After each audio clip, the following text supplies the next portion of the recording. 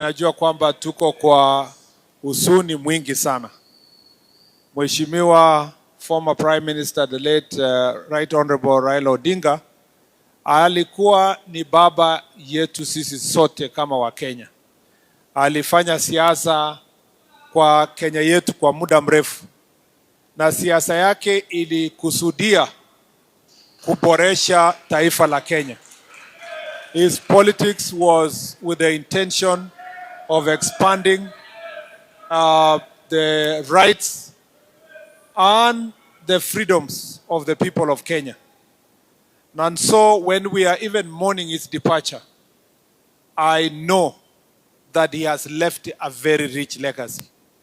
There is no part of Kenya that is not mourning the loss of former Prime Minister. For me, it was personal to me because nilikuwa na yeye nikianza siasa. Huko mbali huko nilifanyia yeye kazi kwa karibu. Nilipoenda kusimama senator, nikamwambia sasa mzee, mimi nimeenda huko, nimesimama na ndugu yako Ruto, tuonane huko mbele. Na wakati alikuwa akiongea, akikuja nyumbani nawaomba please, tupatie muda kidogo. Nawaomba tunyamaze. Yenye mmesema ni mzuri sana, lakini tusikizane sasa. So nilikuwa nasema wakati wowote alipokuja huko nyumbani, hakukosa kusema hiyo historia yangu na yeye. Na wakati nilipokuwa waziri, tangu nikuwe waziri wa barabara, yeye alikuwa pia waziri wa barabara. Nilimshauri. Nilipokuwa waziri wa sports, na mnajua yeye ni mwanaspoti, alikuwa mwanaspoti kabisa wa juu. Tulifanya kazi, tulienda kuona mpira pamoja mara nyingi na tukafanya kazi pamoja. Nilipokuja katika wizara hii, mlisikia hata akiongea siku moja, akasema nimemwambia waziri arekebishe hapa na pale.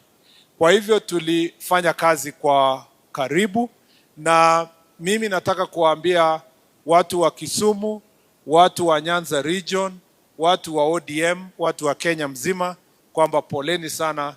Tunaendelea kusema pole kwa kupoteza mzee. Saa zingine tunaketi, saa zingine ukikutana na rais, unaona yeye vile anahusunika, hata unaona ni vibaya vile imefanyika. Na imefanyika kwa ghafla, na imeshika kila mmoja kwa ghafla. Lakini Biblia inasema we will not mourn like those who do not have hope. So we have hope that even in the seed that has died, that's the tree that will grow out of Raila's death will continue uniting our country. That the legacy yenye aliwacha will continue flourishing in our nation, so that we become people who will sacrifice our time, our energy for others, because he gave his life to support us. He gave his life for us. And also it's important for us to also sacrifice our lives for others. And that is really what Jesus taught us, what the Bible says, is that we must give our time and life to others. It's also important as a people of Kenya to remember him for the things he stood for. And you know, when the president said they had a broad conversation and a more deeper conversation about the future of Kenya with the former prime minister, at least nilikuwa makona ingine yenye nilikuwa nasikia yenye ilikuwa inasemwa. Former prime minister had a big dream, and that dream, the president has that dream, and they discussed that big dream. One of them involves ile ministry nilikuwa hapo awali, na rais alipokuwa anaongea na former prime minister, waliongea mambo ya kujenga nchi, mambo ya kupanua barabara yetu kutoka Mau Summit, kutoka pale Rironi kuja Mau Summit, ikuja hapa Kisumu, iende mpaka Busia, na iende Eldoret, iende pia Malaba pale. Mambo yenye walidiscuss ni kufungua barabara kutoka Isibania ikiingia Uasin Gishu, iende all the way Kitale, na iende mpaka Lodwar. Dualing our highways kutoka Namanga ikuje Nairobi, na kutoka Nairobi, kutoka Nyeri, iende all the way to Moyale, na ile ya kutoka sasa pale Isiolo iende all the way to Mandera, na ile ya kutoka kule Lamu ifungue njia ikuje mpaka Garissa, na ile ya kutoka Mombasa kuja Nairobi.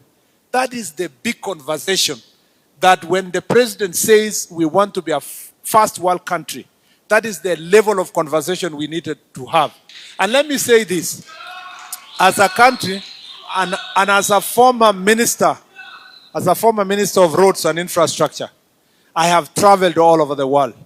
China, America, Europe, they developed by building their strong infrastructure. And that is what the president is asking us, that we need to pull together as a nation because we must expand our dreams.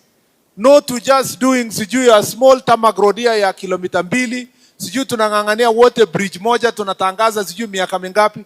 It is now time we expand our thinking and have 4 lanes, 5 lanes highways in our country if we want to grow economically and change this nation. In our infrastructure, the conversation was to remove of Naivasha, to pull it all the way to connect to Uganda through Kisumu. And that standard gauge railway, that dream we must achieve as a nation to make to that standard railway. There is no way we can say we have developed a network in the country when we are depending on small railway networks. Inashinda hata ile ya colonial. Colonial walilikuwa inaenda mpaka Nanyuki, inakuja Kisumu, inaenda huko Magadi, inaenda Mombasa. It is time now we expand the railway networks in our country if we want to develop. We cannot develop with an airport that is Ashanti in Nairobi, a small airport that is so, narrow and old.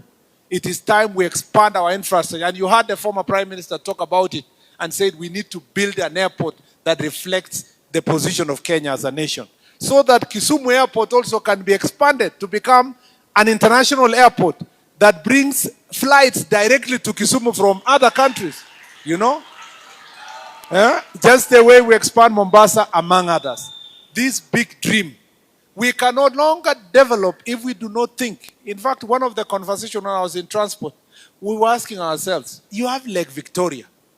Lake Victoria, just little fishing here. Very little is happening in terms of sports tourism inside the lake. Very little is happening in terms of bigger hotels inside the lake. Very little is happening in terms of tourists coming to this lake. Very little is happening between us with Uganda and us and Tanzania in terms of transport. It is important that we open the potential that is in our lakes using the transport system. That is the kind of thinking that when the president says we are moving our nation to a first world, that is the kind of thinking. Former Prime Minister and the President also sat down and discussed very important issues of energy. You know that at the moment, as a country, stima kidogo, tukiwa na stima tu kidogo, inakuwa blackout. Kidogo, blackout. Kufanya development kidogo hapa hata ujenge manyumba ikiongezeka tu, watu wanaanza kuona giza. Why? Because we have only 3,000 megawatts of electricity.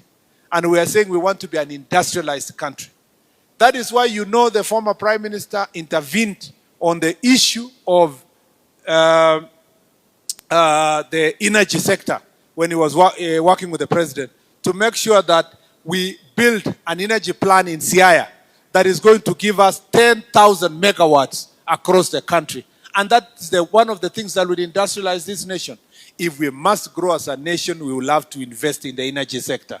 We have to invest in the water sector so that we have proper irrigation. The Sondu Goru Dam that the former Prime Minister and the President discussed for many years, it is now time we deliver this so that we can irrigate, we can ensure that people have water, and we ensure that our nation in Asonga Mbele. So when we talk about the Kenya we want, the future of the nation, it is important for us to understand this as a big